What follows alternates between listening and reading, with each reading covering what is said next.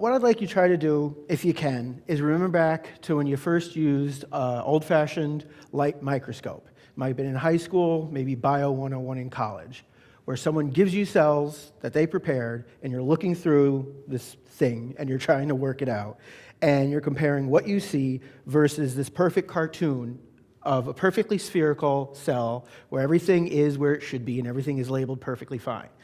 Well, people have been doing that since the 1600s, when the optical microscope was first used to look at cells themselves.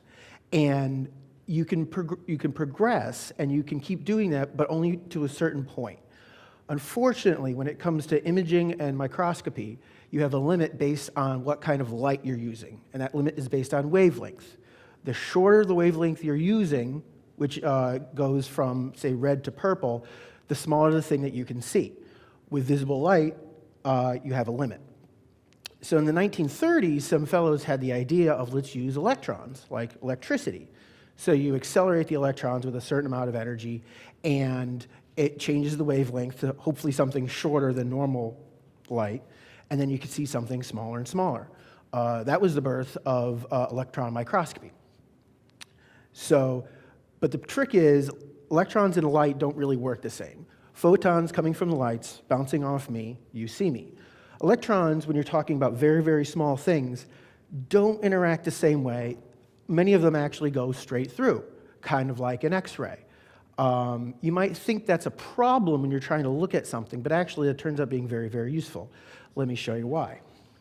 Say you're looking at something inside the cell. Maybe a duck, maybe not. But it's something inside the cell, and if you're looking at it from the electron's point of view, you're using an electron microscope, well, you'll see the front, you'll see his beak, and you'll see his head, kind of like an X-ray when you go to the hospital. You'll also see his tail. So no matter what, you see everything all at once. Everything is superimposed in the back. A side effect of this is you can't tell what you're looking this way or this way.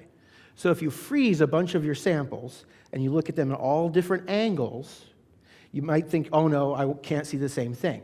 But using some computer technology, you can actually recreate the 3D image of the thing that you're looking at from all those different X-rays at various angles. Now, my previous boss and I helped him, he developed it. He used this technology on something inside the cell called the ribosome.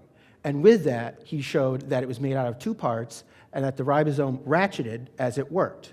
And every time it ratcheted, it added one more component of the protein amino acid to the chain. So as we could see from the beginning, we started off just trying to see things smaller and smaller, but now you could actually see something in 3D, full reconstructed 3D. Thank you very much.